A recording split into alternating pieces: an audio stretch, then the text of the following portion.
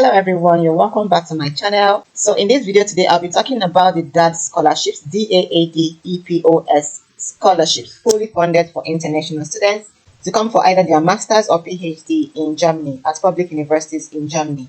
This scholarship is fully funded for international students. The next scholarship is the DAAD Helmut-Schmidt scholarship program, okay, for master's programs. Before we move on, I want to welcome all my returning subscribers. If you're new to this channel, you're welcome. I'm Exploring Nay, and on this channel, I talk about everything travel and immigration without breaking the bank.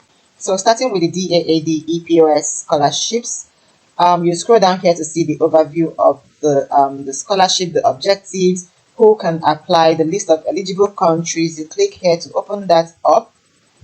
Okay, you have Europe.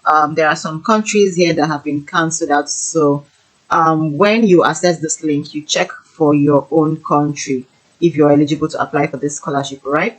For Africa, there is North Africa, there is Sub-Saharan Africa. There are whole lots of countries here. I won't be able to read up everything. That's why I'll be dropping the link for you to check it out. There is North and Central America, South America, Near and Middle East Asia, East Asia, South and Central Asia, and Oceania. So back to this page, and this is information on who can be funded. You click here to see that as well. So this table consists of list of institutions that is eligible to receive this scholarship. The language is in English. The degree is either for Masters of Arts, Master of Science, MBA, MA, or PhD programs, all right? And some of the eligible fields of study are economic science, business administration, and political economics, master's program in international and development economics, MSc development economics, small enterprise promotion and trading, development management, geography of environmental risks and human security, sustainable development management, hydroscience and engineering, textile machinery and high performance material technology, master of engineering in sustainable energy and development, water resources and environmental management, sustainable renewable energy technologies, air quality control, solid waste and wastewater processing engineering, natural hazards and risks in structural engineering, urban management, regional development planning and management, tropical forestry, agricultural economics, bioeconomy and sustainable food systems, marine biology, tropical hydrogeology and environmental engineering, environmental governance, landscape ecology and nature conservation, natural resources management and development, integrated water resources management, renewable energy management, international health, global urban health, vocational education and personal capacity building, international education management, Master of Laws in intellectual property and competition law, and international media studies. When you're done with that, you come back to this page. So the value of this scholarship is a monthly stipend of 992 euros for graduates or 1,300 euros for doctoral candidates, okay? You will also receive a travel allowance, payments towards health, accident and personal liability insurance cover. You'll be receiving a research allowance as well. And under certain circumstances, scholarship holders may receive a monthly rent subsidy and monthly allowance for accompanying family members. This is the selection criteria. You will need your bachelor's degree, transcripts and certificates. You need to have at least 2 years professional experience, and you also need to prove your motivation. So you click here to see the application requirements. You work either for a public authority or a state or private company in a developing country. You hold a bachelor's degree, and you must have completed an academic degree with far above average results and at least 2 years of related professional experience after your first degree at the time of application. For courses in English, you need a proof of adequate language skills, and you will kind of like undertake a foundation course in Germany. It's just for 4 months, okay? But for your studies, you are doing that in English. And this is the application procedure for this particular scholarship. For you to apply, you must have checked through the universities that are eligible to receive this scholarship, all right? I'll be dropping the link, like I said earlier, for you to go through the list of universities and check for your own program or field of study and submit your applications, all right? Then for the application documents, you will need to first of all complete and sign this checklist. Let's see that together. So for this checklist, you have to fill it up, right? You have to download it and fill it up. So you fill in your name here, all right? You have to choose an application possible language. It's either German or English. For this application, you can apply for more than one course, okay? 2 is the maximum. You scroll down to see other things. You see your letter of motivation. You tick this. Your CV has to be in the Europass format. All right. So this is also basically telling you the documents to that you will need to apply for the scholarship. Right.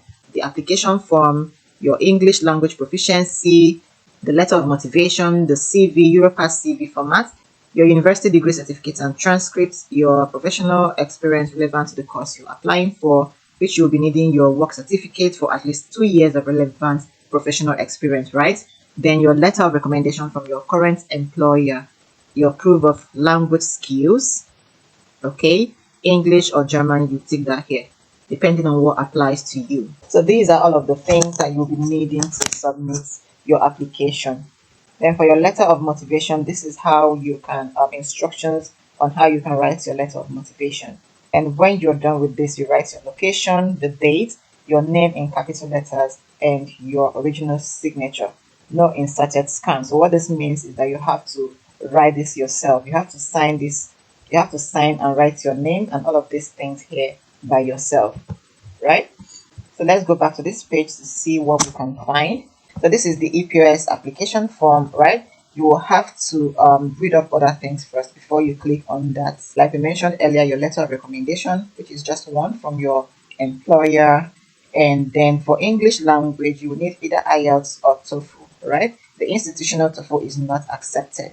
So when you come to this page, please read up everything, okay? These are some of the things that we had talked about. You scroll down to read other information, other important information, all right? I mentioned earlier that you have to access the universities and apply directly to the chosen program, to your chosen program, right? The next one is the DAAD Helmut-Schmidt scholarship program. It's basically almost the same thing. Click on the checklist. Like I said, it's basically the same thing that we had seen on the other one, right? Then you come back here, check the list of countries. They have countries like Afghanistan, Angola, Bangladesh, Burkina Faso. I'm not reading everything. Niger. So you come here and check if your country is eligible. They have, if it's if you read through and your country is eligible, then you go ahead and submit your application, right? Then you check the frequently asked questions before you before you click on the application form. Check all of these things, right? Let's see the frequently asked questions. You scroll down, this is what it looks like. Okay, for the language skills, there's something I was looking for. I wanted to show you. Okay, the deadline for this particular scholarship is on the 31st of July every year. Okay, so this scholarship runs through each year. It says here, I have completed my undergraduate studies in English. Do I still have to submit a TOEFL or IELTS certificate? This is a very good one, okay? And it says the answer it gave is that if English was the language of instruction at your university, please check the websites of the master's courses of your choice and check if a TOEFL or IELTS certificate is required, right? Now they've told you what to do. What you're going to do is to check the list of universities, find the one that is offering your course, and then in the requirements section, check if you are to required to submit an English language certificate if you've completed your undergraduate studies in English. All right, if it's not there, you can email the school and ask them this particular question, right? It's a very important question. For the application requirements, you would choose your status and your country to enable you to submit an application. So you click here to select your country, all right? Then click here to select the program you're coming for and click on show application requirements, right? Then for the application procedure, you also do the same thing you did here. You're going to click here to select your country, right?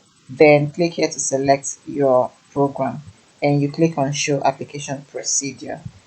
And if your country or your status is not included in this list, it means you can't apply for the scholarship program, for this particular scholarship, right? But they have a whole lot of countries in that list, okay? So do well to assess that and prepare your documents and submit your application, right? So this is it for this video. If you have any questions, please leave it in the comment section and I will definitely reply. And if you have not subscribed, please subscribe to my channel for more content like this. So thank you so much for watching. Thank you for staying with me to the end of this video. I wish you all the best in your applications and I will see you in my next one.